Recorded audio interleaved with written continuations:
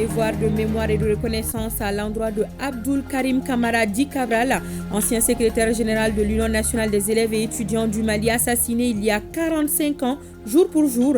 Le Premier ministre, ministre de l'administration territoriale et de la décentralisation, a déposé cet après-midi une gerbe de fleurs au pied du monument qui porte son nom à Lafiabougou, en commune 4 du district de Bamako. La prolifération des groupes terroristes, les pressions environnementales croissantes du fait du changement climatique, le Sahel vit une situation complexe qui impacte la vie des communautés vulnérables. Face à l'urgence, le gouvernement et certains partenaires se concertent à Bamako. Ils définissent des stratégies de reconstruction et de développement post-conflit au Sahel.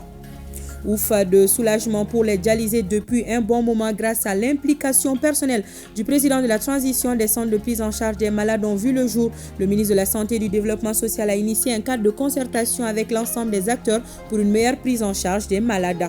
Le centre hospitalier universitaire de Kati, doté d'équipements ultramodernes dans le traitement de certaines pathologies. Ce soir, Koumba Cissé nous ouvre les portes des services de traumatologie et de neurologie. La traumatologie opère en moyenne 25 patients par semaine. Certaines opérations sont faites à foyer fermé grâce à des appareils comme l'amplificateur de Briance. Toilettage des textes de la Fédération malienne de football à la faveur de l'Assemblée générale extraordinaire de l'instance suprême du football malien. Les travaux se déroulent dans un climat apaisé.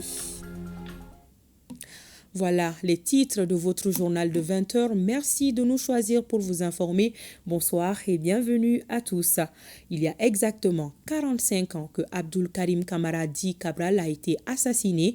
En hommage en sa mémoire, le Premier ministre, ministre de l'administration territoriale et de la décentralisation, a déposé cet après-midi une gerbe de fleurs au pied du monument qui porte son nom à Lafiabougou, en commune 4 du district de Bamako.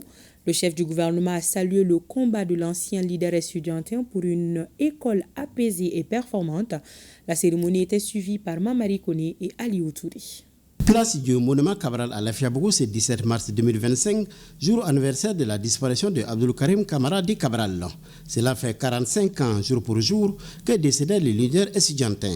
C'est pour lui rendre hommage qu'est organisée cette cérémonie de dépôt de gerbes de fleurs, présidée par le Premier ministre et chef du gouvernement. Le général des divisions Abdoulaye Maïga est accueilli par les autorités administratives et politiques de Bamako et de la commune 4, par les membres du gouvernement, les représentants des partis politiques et les membres de l'amicale des anciens militants et sympathisants de l'Union nationale des élèves et étudiants du Mali, AMSUNEM. Après la revue de troupes, le Premier ministre reçoit les marcheurs à leur arrivée avant de procéder au dépôt de gerbes de fleurs au pied du monument Cabral.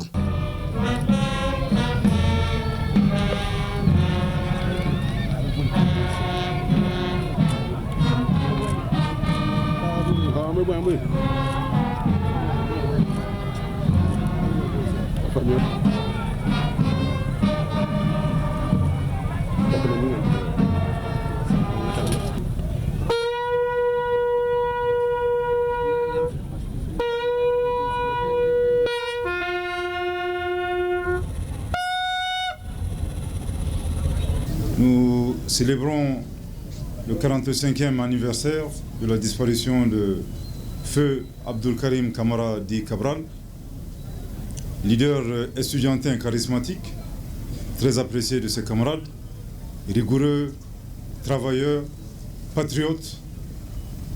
À ce sujet, ses camarades de l'AMSUNEM et sa famille ne tarissent pas d'éloges concernant l'illustre disparu.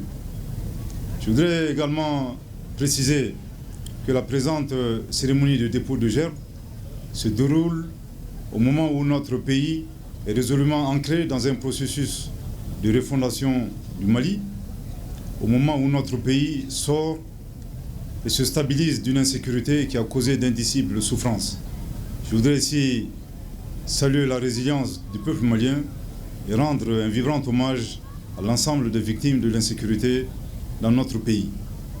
L'histoire lointaine et récente de notre pays regorge d'icônes, à l'instar de Feu Abdul Karim Kamara Di Cabral, qui est une boussole pour la jeunesse, en particulier dans un processus d'édification du Malikoura.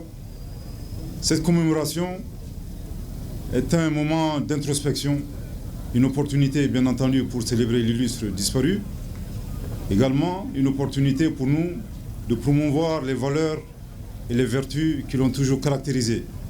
Le Premier ministre a salué les qualités de l'homme qui s'est beaucoup battu pour la défense des intérêts des scolaires. Son combat constitue de nos jours une source d'inspiration. Son combat pour l'éducation a été magnifié et pris en compte par nos plus hautes autorités. Je voudrais ici préciser un certain nombre d'initiatives et d'actions, notamment la pacification du milieu scolaire et universitaire, l'organisation des États généraux de l'éducation, dont le rapport a été brillamment remis à son Excellence le général d'armée Assimi Goïta, président de la transition chef de l'État, le 12 mars 2024. Un autre élément d'actualité, c'est la mention expresse dans la lettre de cadrage du chef de l'État, lettre de cadrage remise au gouvernement le 27 novembre 2024, dans laquelle le chef de l'État invite le gouvernement à améliorer le système éducatif, bien entendu, à promouvoir également l'emploi de nos plus jeunes.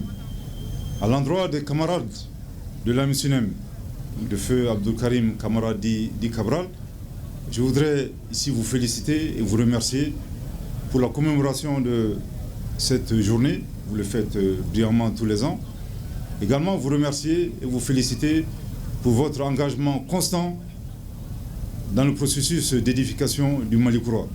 L'édition 2025 de la commémoration du décès du leader Essiganda est placée sous le thème « La résistance des peuples de l'AES pour une souveraineté retrouvée ».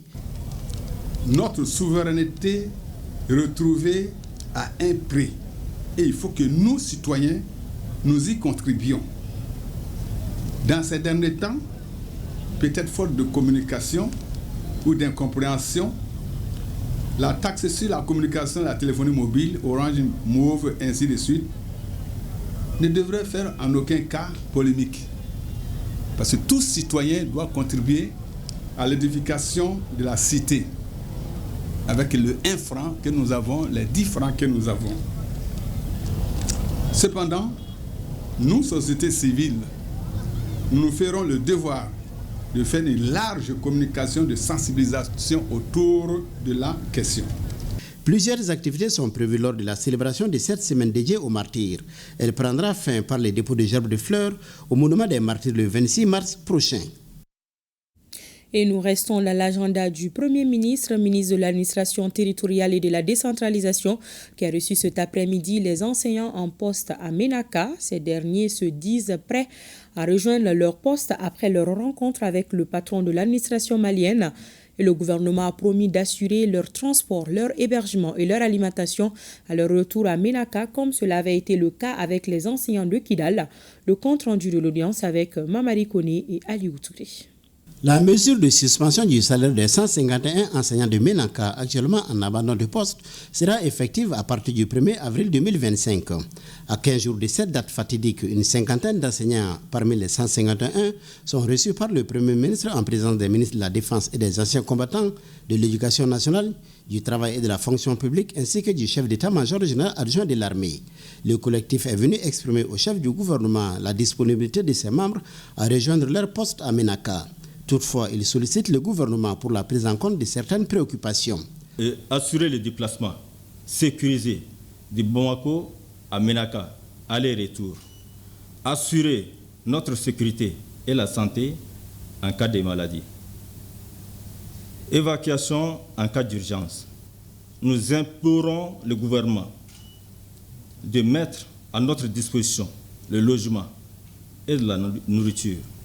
Une fois la date fixée, nous aviser quelques jours en avance. Le ministre de la Défense et des anciens combattants, celui de l'Éducation nationale et le ministre du Travail et de la fonction publique ont tous salué cette démarche des enseignants qui ont fait preuve de patriotisme et d'engagement en décidant de rejoindre Ménaka. Le gouvernement, pour sa part, s'est engagé à assurer leur transport par l'armée de l'air, leur hébergement et leur alimentation sur place. L'objectif du gouvernement qui est d'atteindre le retour de l'administration et des services sociaux de base. Et forcément, dans cet objectif global, l'éducation joue et occupe une place de taille. C'est vrai qu'aujourd'hui, nous avons la chance d'avoir à Ménaka, il y a le gouverneur qui est sur place, les représentants de l'État, les préfets et les sous-préfets qui sont également sur place, et nos voyantes forces de défense et de sécurité également jouent leur partition. Mais si on veut vraiment donner un bel avenir aux générations futures de notre pays, forcément, ça passera par l'éducation. Donc, tous les droits dont jouissent les autres enfants du Mali, dans les grandes agglomérations, comme à Bamako ou ailleurs, c'est tout à fait normal de donner les mêmes chances et les mêmes droits aux enfants de Ménaka. Et ça passera inévitablement par l'éducation. Et ceci prouve à suffisance le rôle important du corps enseignant que vous représentez. Mais soyez sûr que le ministère de la Défense, le ministère de l'Éducation, le ministère de la Fonction publique joueront leur rôle afin que cet objectif soit atteint. Je pense que l'exposé qui vient de vous être fait par le chef d'état-major général adjoint des armées doit vous rassurer.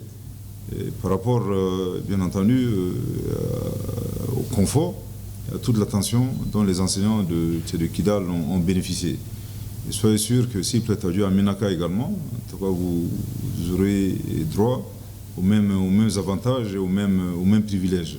Vous allez être, s'il plaît à Dieu, sécurisé par les FAMA, hébergé par eux également, alimenté par les forces de défense et de sécurité. Déjà, un dispositif comprenant le ministère de la Défense et des anciens combattants, le ministère de l'Éducation nationale et le ministère de l'Administration territoriale et de la décentralisation sera chargé de la conduite de l'opération retour des enseignants de Ménaka et résidents à Bamako. Environ 16 milliards et demi de francs CFA, c'est le budget 2025 de l'Agence nationale d'investissement des collectivités territoriales. Il a été adopté lors des travaux de la 34e session ordinaire du Conseil d'administration de la structure qui se sont tenus au Centre de formation des collectivités territoriales. Le budget 2025 devra servir à construire des infrastructures au bénéfice des collectivités. La cérémonie était présidée par le Premier ministre, ministre de l'administration territoriale et de la décentralisation, président du Conseil d'administration, le général de division Abdoulaye Maïga. Nous retrouvons Mamari Kone et Aliou Touré. Bras financier du processus de décentralisation dans notre pays, l'Agence d'investissement des collectivités territoriales, ANICT, joue un rôle crucial en tant qu'acteur central dans le financement et la réalisation des projets de développement local.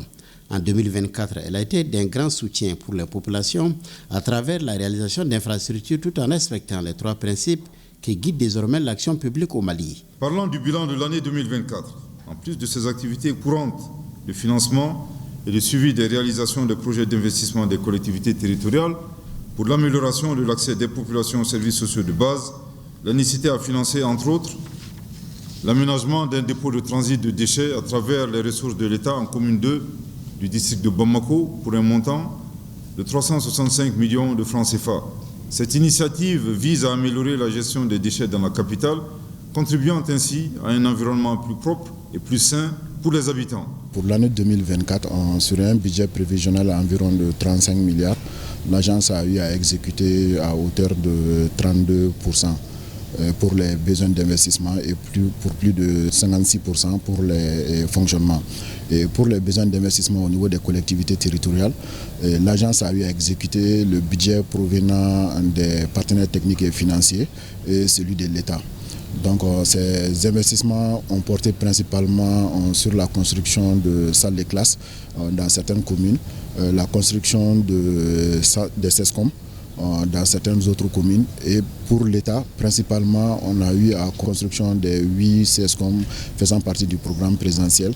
Et au-delà de cela, l'agence a bénéficié d'un financement de l'État pour se loger à travers la construction des sièges dans les régions de Gao, Tombouctou, Ségou, Mopti et Kaï. À ces infrastructures s'ajoute le renforcement des capacités du personnel de l'agence. En 2024, l'ANICT a également investi environ 50 millions de francs CFA dans la formation de renforcement des capacités de 275 personnes composées des agents de ces directions régionales, des responsables locaux, des élus et des agents des directions régionales de l'assainissement, du contrôle des pollutions et des nuisances en matière de sauvegarde environnementale et sociale. Au regard de ce bilan très appréciable, je tiens à saluer le travail remarquable accompli par l'agence au cours de l'année 2024 dans un contexte mondial où les défis sont de plus en plus nombreux et les attentes des populations de plus en plus fortes. Le budget 2025 de l'ANICT s'élève à un peu plus de 16 milliards 500 millions de francs CFA. Sur ce montant, plus de 14 milliards seront investis dans les infrastructures au bénéfice des collectivités. Comme perspective, l'ANICT ambitionne cette année de financer le projet de construction du nouveau marché de Yélimane à hauteur de 726 millions 876 618 francs CFA et le projet de construction d'une nouvelle gare routière avec des services et espaces commerciaux à Diema pour un montant d'1 242 180 036 francs CFA dans le cadre du projet de développement communal et décentralisation dans les villes moyennes, de financer des infrastructures au profit de certaines collectivités territoriales à hauteur de 3 214 189 300 francs CFA dans le cadre du programme d'appui conditionnel des performances des collectivités territoriales, de financer la mise en œuvre des activités de cohésion sociale dans les collectivités territoriales pour un montant d'1 69 580 266 francs CFA, de financer 2 CESCOM dans la région de Gao et d'équiper 8 CESCOM dans les régions de Koulikoro, Sikasso et Gao pour un montant d'1 420 841 657 francs CFA. Au cours de cette 34e session, les administrateurs se penchent sur l'état d'exécution du plan de travail et budget annuel 2024, le projet de plan de travail et budget annuel 2025, le plan d'audit 2025, le rapport d'activité 2024, le projet de budget 2025, ainsi que la note d'évaluation de l'impact de la suspension sur 2 ans du paiement de la quote-part des collectivités territoriales. Je vous l'annonçais dans les titres, le gouvernement du Mali et certains partenaires, dont des organismes internationaux, volent au secours des communautés du Sahel. Cet espace est devenu aujourd'hui le nid des terroristes, ajouté à cela des pressions environnementales dues au changement climatique. Une approche holistique et intégrée de la reconstruction post-conflit est fondamentale. C'est à cet exercice qu'experts, diplomates et ministres s'adonnent pendant 48 heures à l'école de maintien de la paix à Lune Blondin-Bey. Parmi les panélistes, le ministre des Affaires étrangères et de la coopération internationale Abdoulaye Diop. Le reportage de Alousseni Touré. Le programme de renforcement des capacités nationales et des institutions étatiques dans le cadre de la reconstruction et du développement post-conflit au Sahel est une initiative du Centre international du Caire pour la résolution des conflits, le maintien de la paix et la consolidation de la paix. Exprimer toute notre reconnaissance à Monsieur le directeur général du Centre international du Caire pour la résolution des conflits, le maintien et la consolidation de la paix, pour le partenariat naissant mais fécond et pour la confiance qu'il a placée à notre institution en nous choisissant comme hôte de ces ateliers de haut niveau. Monsieur le directeur général et tout son staff, votre confiance est un facteur déterminant dans le succès de nos missions communes. Enfin, notre très grande sympathie va à l'endroit de Miss Sahel, de l'autorité de développement intégré de la région de l'Iptako-Gourma et de la commission climat pour la région du Sahel. Nous entretenons un partenariat très dynamique et fécond avec Miss Sahel et c'est le lieu de remercier ici les leadership volontaires et engagés à la tête de cette mission. Le directeur du centre CCCPA depuis le Caire a tenu à exprimer toute sa solidarité à l'endroit des pays du Sahel et réitérer sa volonté de poursuivre les partenariats ainsi amorcés. Quant à l'ambassadeur de la République arabe d'Égypte, il a réitéré sa volonté d'œuvrer à la poursuite de ce chantier pour le bonheur de tous les Sahéliens.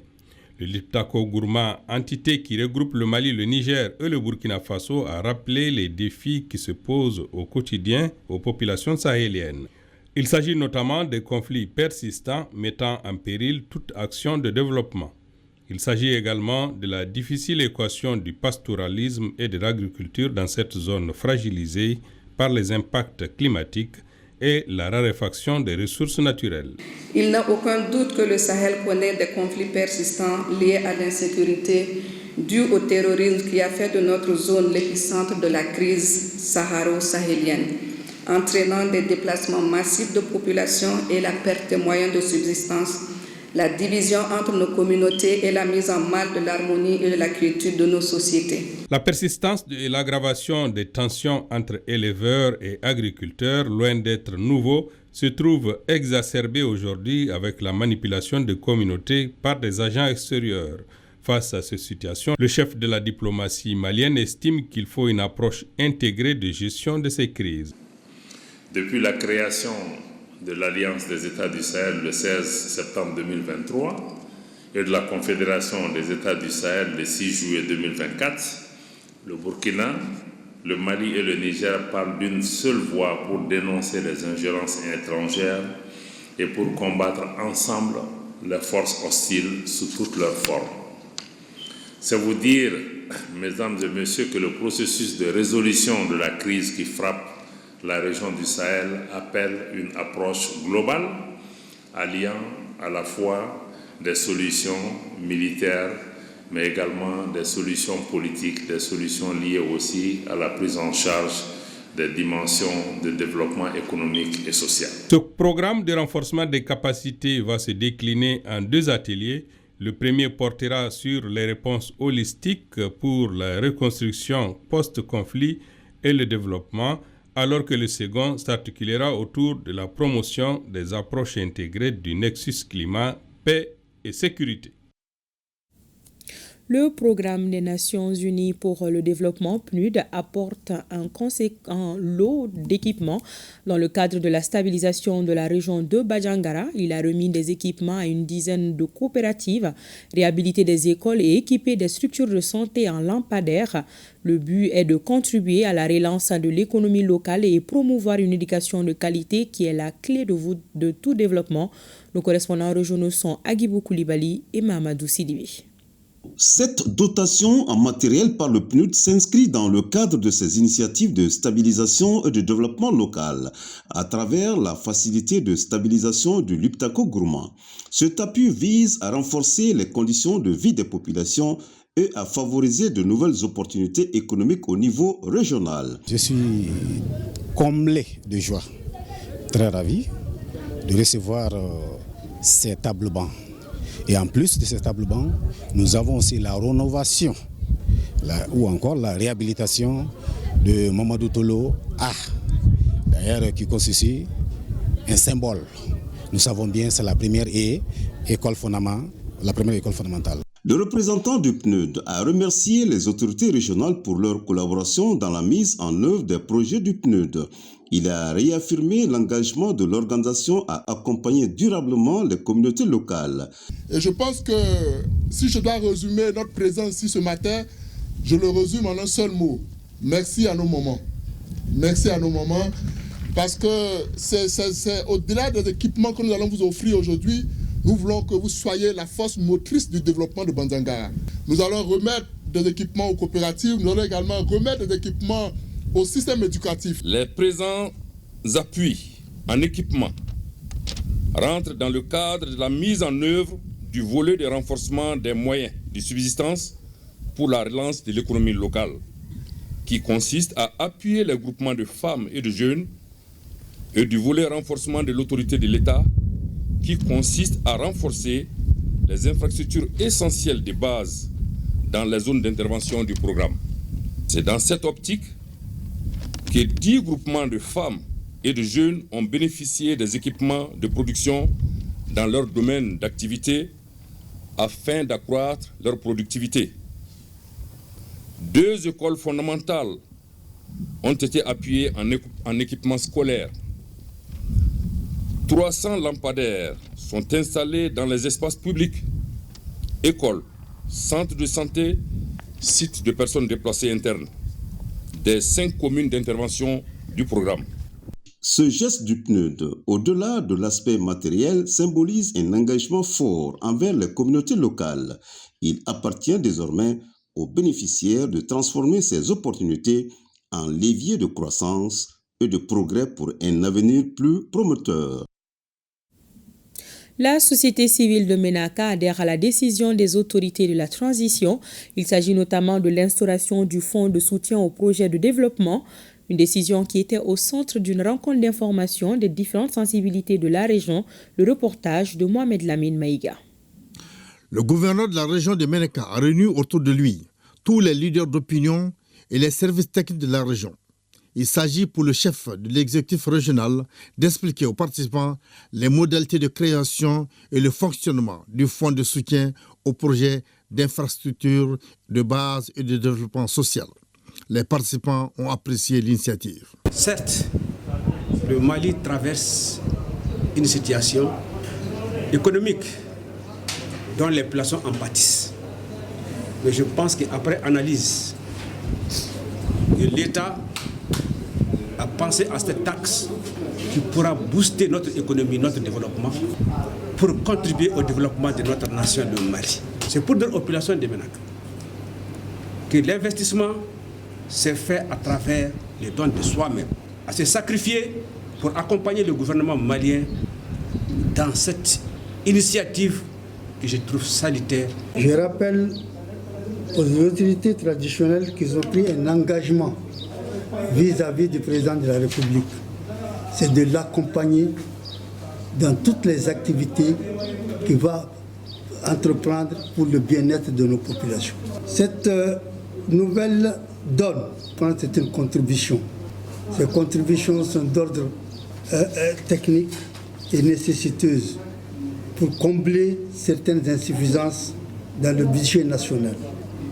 J'invite les légitimités traditionnelles et religieuses à s'approprier d'abord de l'initiative et de les soutenir tout en effectuant une large sensibilisation au niveau des populations pour qu'ils adhèrent et qu'ils acceptent. Et dans un communiqué déposé à notre rédaction, la Forçat civile apprécie l'engagement patriotique sous l'impulsion et le leadership du président de la transition, le général d'armée Assimi Goïta. Nos plus hautes autorités ont prôné pour une réduction des dépenses publiques à travers la rationalisation des missions gouvernementales, le parc automobile de l'État, la réduction des dépenses publiques et la réorientation des fonds de souveraineté vers des œuvres sociales. La Forçat civile félicite nos plus hautes autorités et les encourage dans leur esprit de patriotisme et de souveraineté pour avoir donné l'opportunité à chaque Malien et Malienne de manifester son patriotisme en contribuant au bien-être de nos populations et au développement de notre seul bien commun, le Mali. Le président du Haut Conseil des Maliens de l'extérieur salue et soutient les actions du gouvernement dans la gestion de la situation de nos compatriotes établis en Mauritanie. Pour Habib Silla, il ne s'agit pas d'une chasse aux sorciers. Le président Silla invite ses compatriotes à plus de retenue et à rester derrière les autorités maliennes qui suivent de près la situation. C'était au cours d'un point de presse tenu ce matin, le reportage de Abdul Karim Kaba. Nous allons soutenir les compatriotes en difficulté partout où ils sont et nous sommes derrière nos autorités. C'est en ces termes que le président du Haut Conseil des Maliens de l'extérieur a entamé ce point de presse. Pour Habib Silla, ce n'est pas une chasse à la sorcière contre les Maliens. Et d'ailleurs, le dossier est suivi de très près par les autorités de la transition à travers le département en charge des Maliens établis à l'extérieur et de l'intégration africaine. Remercier et féliciter le travail abattu par notre ministre depuis, en tout cas, le déclenchement de cette crise, le travail qu'il a eu à abattre pour apaiser cette situation. Donc cela mérite une reconnaissance. Dès le déclenchement de ce conflit, le ministre a tout de suite pris la décision de discuter avec le chef de l'État et il a été envoyé donc vers les autorités de la Mauritanie. Je suis sûr que sa visite a permis quand même un peu de dissuader de certaines grandes décisions. Et je sais que ce qu'il a pu avoir discuter avec les autorités mauritaniennes par rapport au message du président de la transition est en train d'être appliqué. Le président du Haut Conseil des Maliens de l'extérieur invite ses compatriotes à plus de collaboration et au respect des règles des pays d'accueil. Nous encourageons ceux qui sont là-bas de rester sereins et de continuer de vivre sereinement avec ce qui est en train de se faire en bas. Parce que le gouvernement ne peut pas communiquer tout ce qu'il fait comme ça dans les réseaux. On n'oublie pas qu'à chaque fois que l'autorité du Mali vient chez nous, le premier mot qu'il nous dit, c'est respecter les lois et les règlements du pays d'accueil. Ça, c'est extrêmement important. Donc ça, c'est une façon de nous dire et de nous à vous aider. C'est pourquoi il faut que notre démembrement travaille en étroite collaboration avec l'ambassade pour être au même niveau d'informations par rapport à la situation de compatriotes. Habib Silla rassure que la situation est prise en charge au haut niveau de l'État. Il a saisi l'occasion pour appeler les Maliens et les Mauritaniens à plus de calme pour un dénouement heureux en tenant compte de tous les enjeux et des intérêts. La ministre de la Promotion de la Femme, de l'Enfant et de la Famille conduit la délégation malienne à la 69e session de la Commission de la Condition de la Femme qui se tient à New York aux États-Unis. Elle a participé à un panel sur l'accès à l'éducation, l'autonomisation et la participation des femmes et des filles du Mali dans un contexte de crise sécuritaire. La politique des autorités maliennes a inspiré plus d'un. C'est ce que nous dit Aïssata Ibrahim Maïga. La 69e session de la Commission de la Condition de la Femme se poursuit au siège des Nations Unies, rassemblant des féministes du monde entier. L'occasion pour certains de défendre des causes, pour d'autres de dénoncer des injustices, mais surtout de partager des expériences et d'échanger sur les progrès et perspectives en matière d'égalité des sexes. Le Mali a organisé un panel de haut niveau animé par le ministre de la Promotion de la Femme, de l'Enfant et de la Famille. Au cours des débats, l'accès à l'éducation, l'autonomisation et la participation des femmes et des filles dans un contexte de crise sécuritaire au Sahel, avec un focus sur le Mali. Il me plairait de vous rappeler que depuis déjà quelques années, mon pays souffre d'une crise multidimensionnelle qui impacte négativement sur sa population, en particulier les femmes et les filles. Ces dernières continuent de faire face à des barrières importantes, notamment l'accès à l'éducation, les inégalités économiques et sociales et leur faible représentation dans les instances de décision et dans le processus de paix. C'est donc face à ces multiples défis que s'impose l'impérieuse nécessité de trouver des réponses innovantes et résilientes à travers les initiatives nationales et internationales. L'événement a réuni plusieurs pays amis et partenaires, dont la ministre sénégalaise du genre, la représentante d'ONU Femmes au Mali et son directeur régional. Nous saluons les efforts qui sont faits par le gouvernement pour s'assurer que les tribunaux se penchent sur les questions de violences faites aux femmes et que les survivantes des violences faites aux femmes bénéficient de l'appui multisectoriel. Madame a parlé, par exemple, des appuis psychosociaux, etc., qui sont très importants au-delà des appuis médicaux, au-delà des appuis sécuritaires, au-delà des appuis économiques qui sont fournis aux survivants. Donc, encore une fois, je profite pour exprimer la volonté de ONU Femmes à toujours se trouver derrière le gouvernement, à trouver derrière les organisations de femmes pour apporter une solution acceptable. En amont des discussions, les chefs de délégation ont présenté les mécanismes, législations et partenariats nationaux mis en place pour concrétiser le programme d'action de Beijing 30 ans après son adoption, un pas de plus vers la réalisation des objectifs de développement durable. La société civile a un rôle important à jouer dans la lutte contre la corruption et l'enrichissement illicite. Ce message est porté par les responsables du projet de lutte contre ces pratiques dans ses composantes 2. Ils étaient la semaine dernière dans la capitale du Bani Monotier où la société civile a adhéré à l'initiative. Le reportage de Abdul Karim Konaté. La transparence et l'intégrité sont des piliers essentiels pour une gouvernance vertueuse dans un pays. C'est pourquoi le projet de lutte contre la corruption et l'enrichissement illicite, l'UCID, composante société civile, a inscrit parmi ses missions la formation et la sensibilisation de la population sur les conséquences néfastes de ces maux qui freinent le développement économique de notre pays, d'où la tenue de cet atelier au bénéfice de la population de la région de Bougouni. La corruption, dans toutes ses formes, compromet nos aspirations à une société équitable et transparente. C'est pourquoi cette coalition, avec le soutien de ses partenaires, s'engage résolument à sensibiliser et à outiller les acteurs de la société civile pour qu'ils soient des vigies et des vecteurs de changement dans cette lutte essentielle.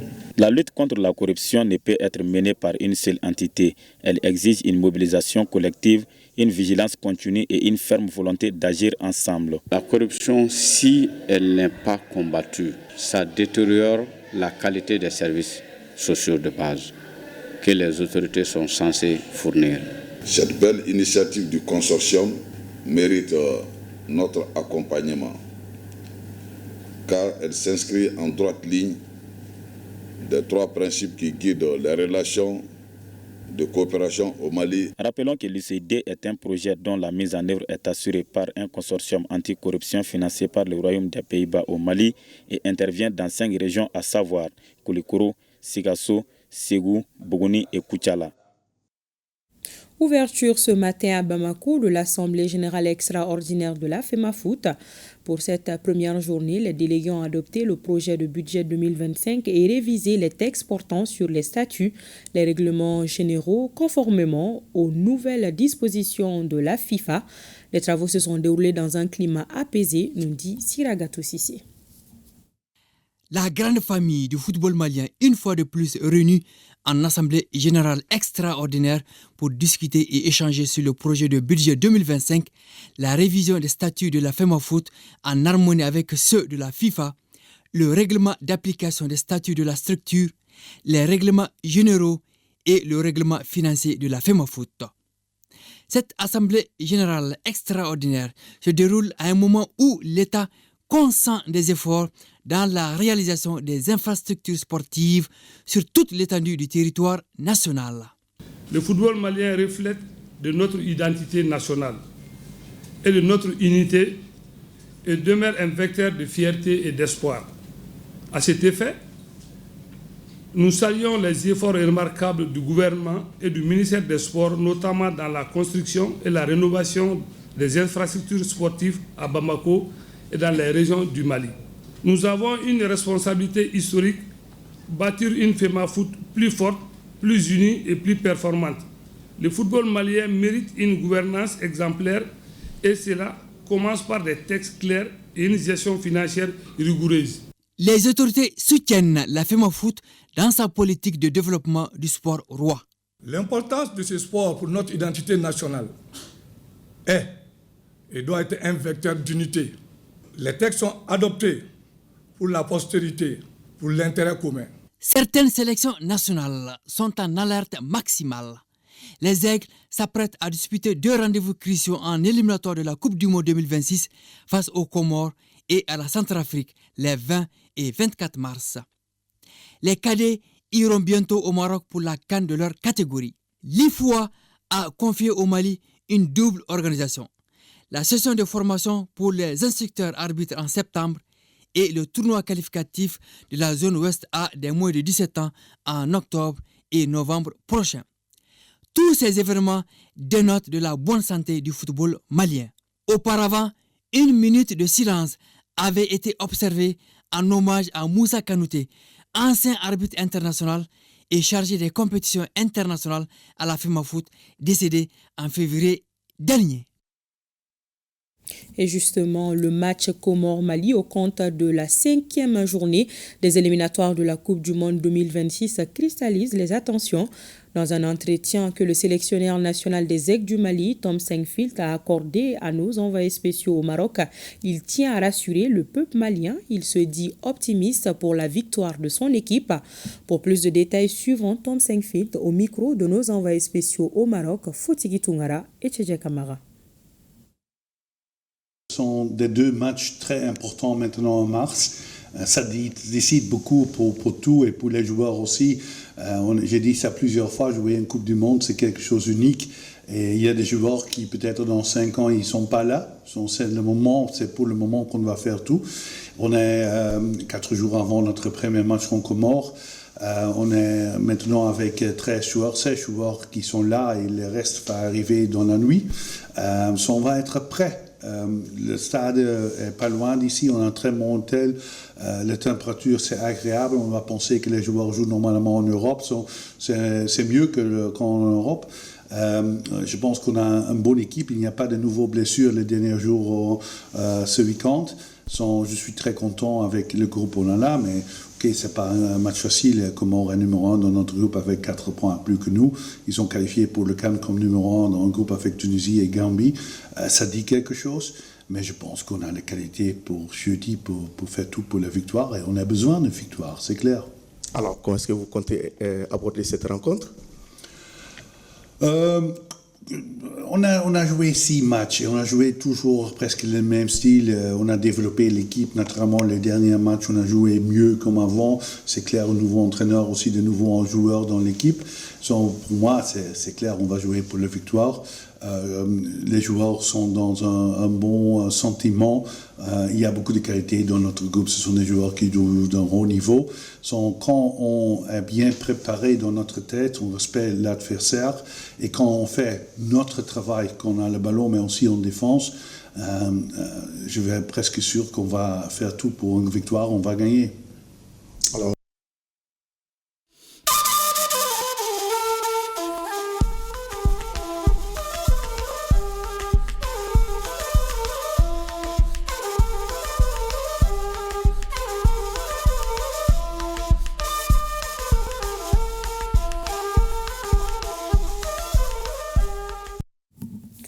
Actualité dans les autres pays de l'AES, au Burkina Faso, la base aérienne 210 à Bobo-Dioulasso a un nouveau commandant. Il se nomme Ali Porgo.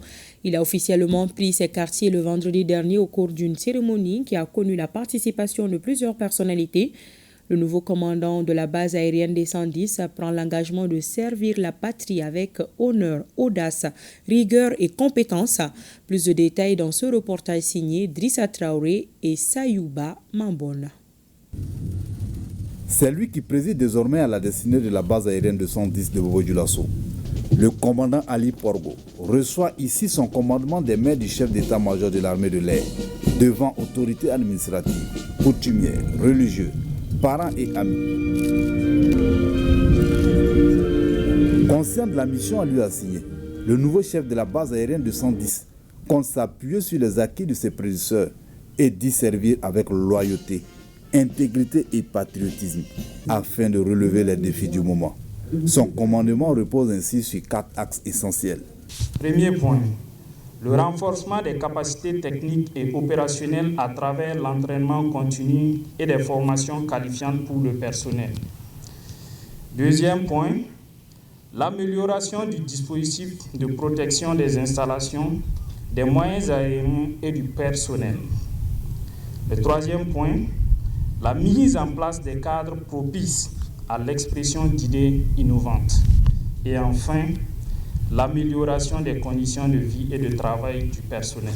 Le commandant Ali Porgo est l'homme providentiel selon sa hiérarchie. C'est un officier d'expérience, un officier qui a déjà fait preuve de leadership, donc pour toutes ses qualités, et nous avons foi qu'il va pouvoir assumer avec dignité, avec vaillance, avec courage, les fonctions qui lui sont désormais assignées. Le nouveau chef de l'armée de l'air est présenté comme une personne qualifiée sur plusieurs aéronefs. Il totalise plus de 1350 heures de vol. Il remplace à ce poste le commandant Sidi Habib Koté, appelé à d'autres missions. Voilà, bon vent à lui. Le ministère de l'Artisanat et du Tourisme du Niger honore les lauréats du Festival international de la gastronomie et de l'identité culturelle des pays de l'Alliance des États du Sahel à travers une cérémonie suivie par Issa Ousmane Mahamat et Abdourahmane Jean de la télévision nigérienne. Ouagadougou, Burkina Faso, du 25 au 28 février dernier, la capitale burkinabé a été le théâtre de la première édition du Festival international de la gastronomie et de l'identité culturelle des pays de l'Alliance des États du Sahel, AES. Cet événement a réuni des participants du Burkina Faso, du Mali et du Niger, avec pour objectif de célébrer et de promouvoir les richesses culinaires et culturelles de ces nations. Le Festival international de la gastronomie et de l'identité culturelle des pays de l'AES est bien plus qu'un simple événement. C'est un carrefour vivant où se croisent des cultures, des savoir-faire, des traditions et des valeurs du monde entier. Cette année, le Niger a une fois de plus marqué les esprits en y participant avec une prestation exceptionnelle de ses artisans, cuisiniers et créateurs. C'est le kit que j'avais présenté lors de la compétition. On a 3 variétés de riz qui représentent le Niger, le Mali et le Burkina. Et moi aussi, j'ai présenté le jus de patate douce. Le jus là a beaucoup de vertus Par exemple, les jus, là, ça réduit le taux de glycémie. Et en même temps, pour les femmes, ça augmente des hormones. Je présente une bouillie d'arachide accompagnée du blé. C'est le premier précurseur, c'est un dessert chaud. Le physique, c'était cette idée ingénieuse de 3 femmes leaders de l'AES, j'allais dire, décidé à un moment de faire un travail très souverain. C'est celui de puiser dans notre histoire culinaire pour avoir des plats uniformes. L'objectif, c'est que ces plats et ces recettes seront dans les avions, dans les hôtels, dans les restaurants de nos 70 millions d'habitants. Quand même, c'est ça, cette souveraineté dont nous parlons. En encourageant cette dynamique, le Niger ouvre des portes pour que le monde entier découvre et s'inspire de sa richesse culturelle. Une fois à Niamey, les lauréats ont eu droit à un accueil chaleureux et une cérémonie officielle au cours de laquelle ils ont reçu des témoignages officiels de satisfaction du Niger par le ministère en charge du tourisme. Nous devons continuer à soutenir nos artisans, nos créateurs et nos chefs afin qu'ils puissent poursuivre leur ascension et faire découvrir au monde entier l'essence même de notre identité culturelle. Ces distinctions ne représentent pas seulement des réussites individuelles, elles symbolisent avant tout l'effort collectif, la passion commune et l'engagement sans faille du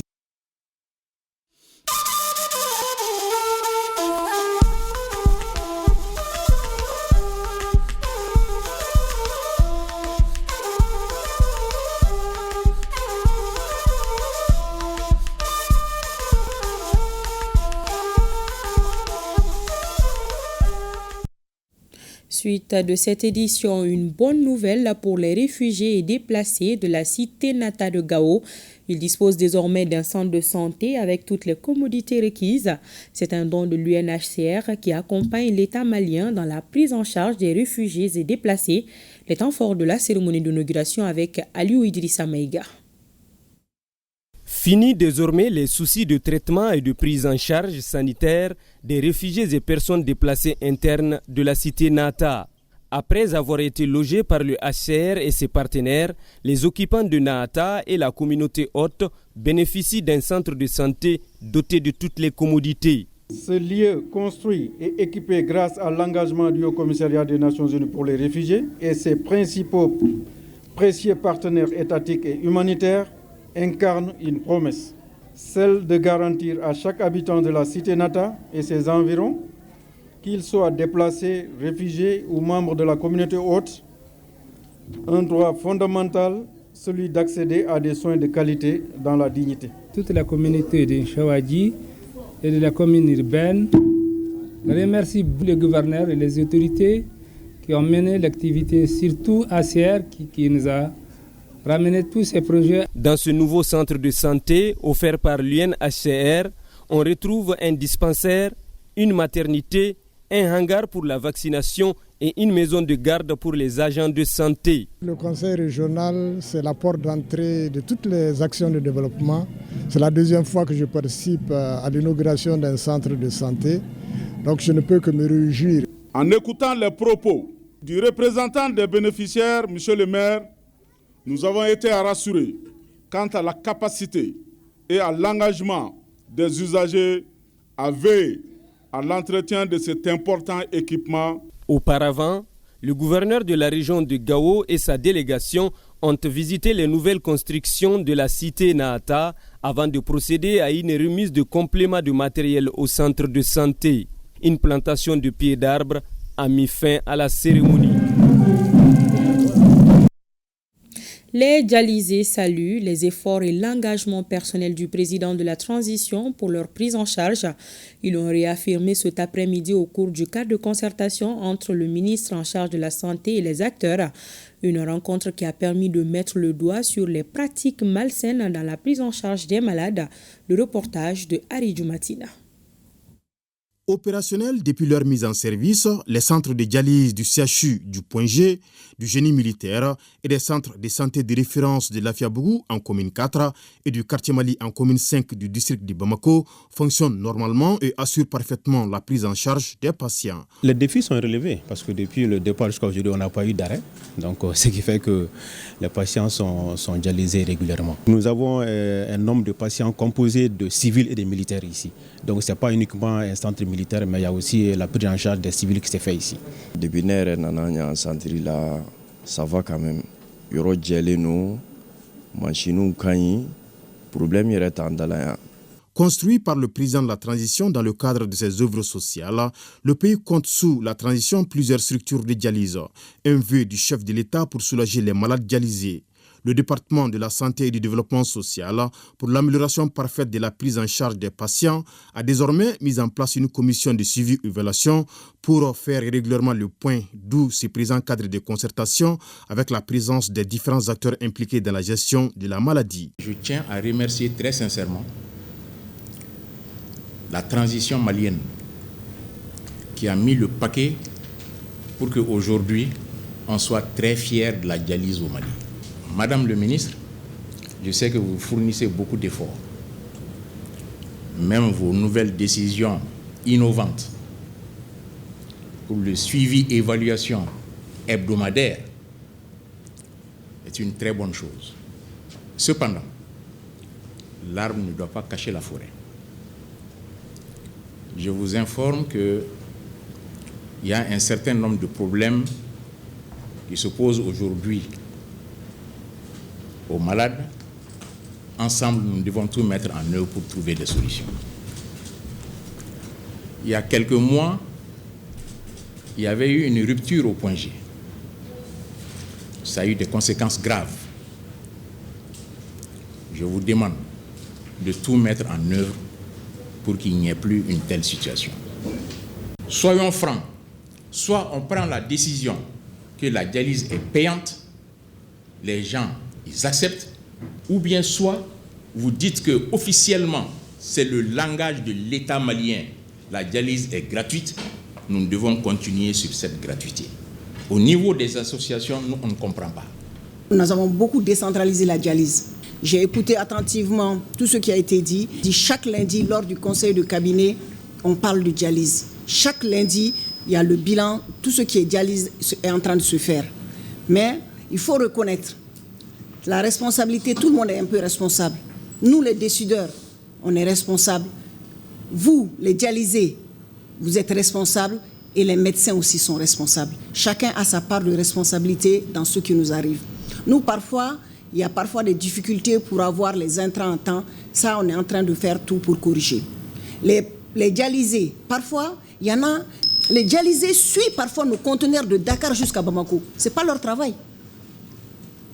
Ce n'est pas leur travail.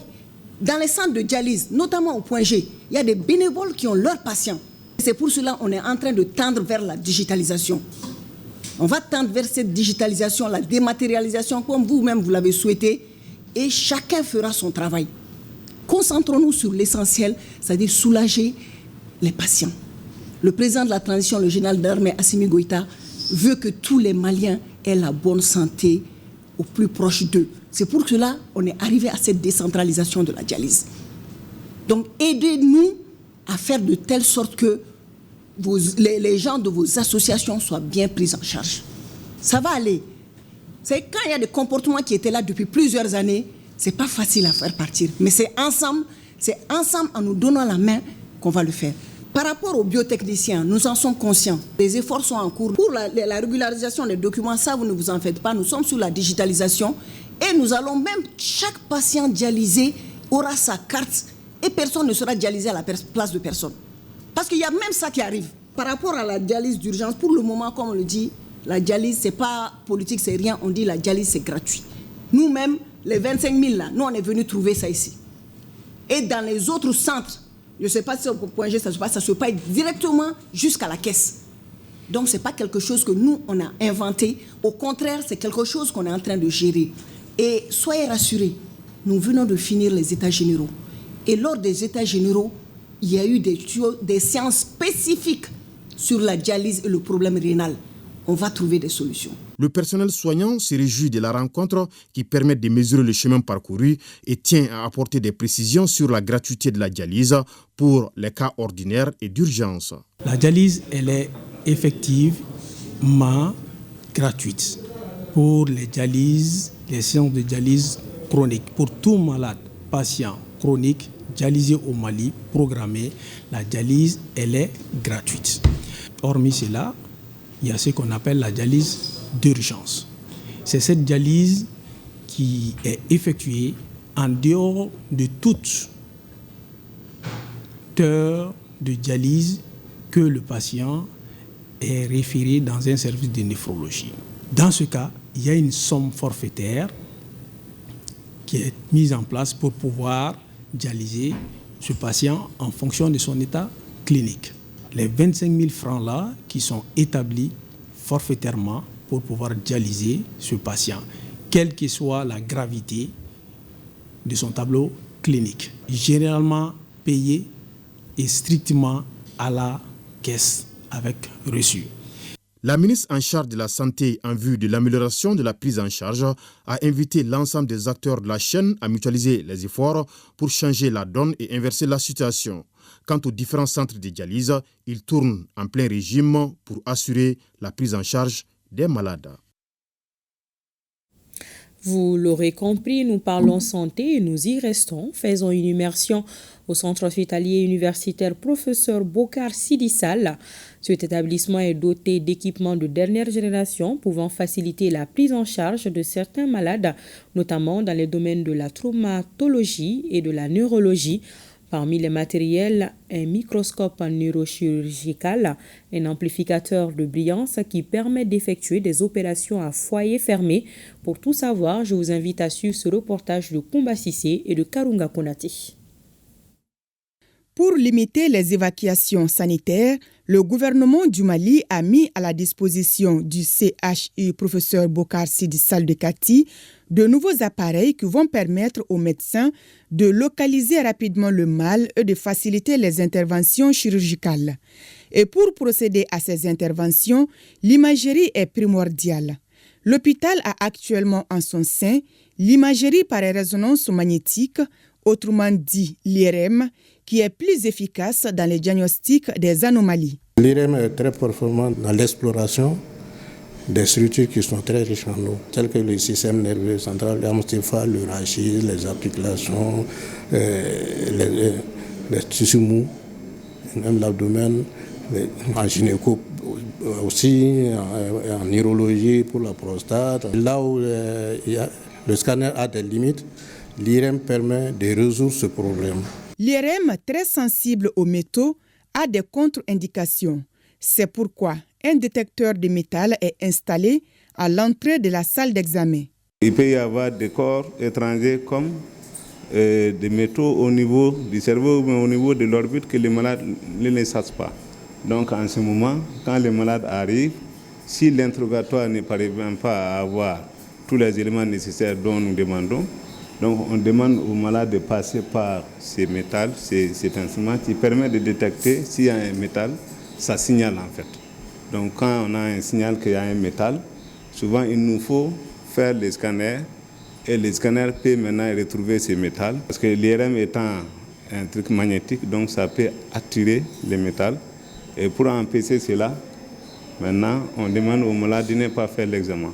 Si le diagnostic est posé et que le patient doit suivre une intervention quelconque, environ 9 blocs opératoires, tous équipés d'appareils de dernière génération, sont disponibles au CHU Professeur Bokar Sidi Sall de Kati, un hôpital connu depuis plusieurs décennies pour la prise en charge des fractures et des maladies neurologiques. Dans le domaine de la traumatologie, les spécialistes travaillent avec la dernière génération de l'amplificateur de brillance, un appareil qui permet d'opérer à foyer fermé. L'amplificateur de brillance, c'est la radiographie opératoire.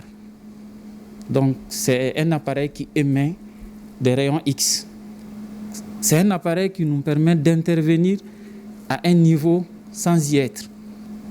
Un patient qui présente une fracture, par exemple une fracture du fémur ou une fracture de jambe, c'est cet appareil qui nous permet de pouvoir opérer ce patient, de mettre le fer sans pour autant ouvrir la fracture. Ça va être un patient qui va consolider beaucoup plus vite. Ça va être un patient chez qui on va réduire considérablement le risque d'infection. Ce patient va avoir un séjour hospitalier qui va être court. Ce n'est pas tout. Parmi les innovations dans les blocs opératoires figurent le microscope neurochirurgical et le microscope chirurgie de la main. C'est une salle qui est vraiment hautement équipée. Tout le dispositif que vous voyez, on l'appelle OR1, tout est suspendu. Alors, cet appareil nous permet de faire ce qu'on appelle l'arthroscopie, qui est une technique vraiment innovante en orthopédie et peu invasive.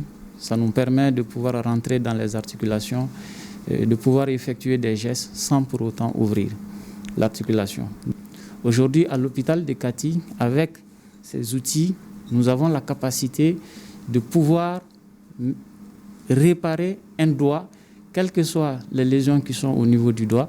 Même un patient qui se coupe le doigt, si on arrive à nous apporter le bout du doigt avec, dans les meilleures conditions, nous avons l'expertise qu'il faut, nous avons l'équipement qu'il faut pour pouvoir remettre ce doigt en place. C'est aussi la salle qui nous sert à faire les prothèses totales de hanche, qui est aussi une de nos activités phares. C'est un microscope entièrement numérique, ultra performant, qui permet de faciliter les interventions neurochirurgicales, c'est-à-dire les interventions au niveau du cerveau et de la moelle épinière.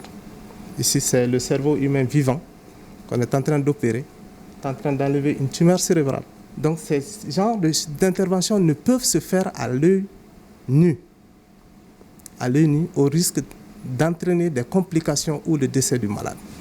On peut adapter d'autres objectifs à ce même microscope et se faire aider par un autre spécialiste. Donc, non seulement ça permet de minimiser le saignement direct du malade, ça permet d'écourter le temps de la chirurgie, de faciliter la chirurgie, parce que les interventions neurochirurgicales sont le plus souvent très longues. Face à n'importe quelle fracture, l'équipe chirurgicale est prête pour faire l'intervention. Ici, la radiologie mobile dans le bloc opératoire leur facilite la tâche. On fait la prise en charge des urgences neurochirurgicales 24 heures sur 24, que ce soit traumatique, que ce soit tumoral, que ce soit des crises d'épilepsie sur des tumeurs, que ce soit des tumeurs qui saignent au niveau du rachis, au niveau de la tête. À n'importe quelle heure, on a une équipe permanente qui est sur place. Et s'il y a besoin d'opérer la nuit, même à 3 heures du matin, on vient pour réaliser l'intervention chirurgicale. Ça, c'est de la radiologie mobile qu'on a au bloc. Nous, neurochirurgiens, on est très contents de l'avoir. Et d'ailleurs, c'est l'occasion pour remercier et l'administration et les départements. Aujourd'hui, avec ces appareils de dernière génération, la direction du CHU, professeur Bocar Sidi Sall de Kati, est fière de faire face aux attentes des populations. Car les offres qui n'étaient pas possibles avant le sont aujourd'hui grâce à l'appui du gouvernement. Et c'est tout pour cette édition. Merci de l'avoir suivi. Bonne suite de Ramadan à tous, mais spécialement à la diaspora malienne du Canada. Pensée spéciale à nos femmes. Bonsoir.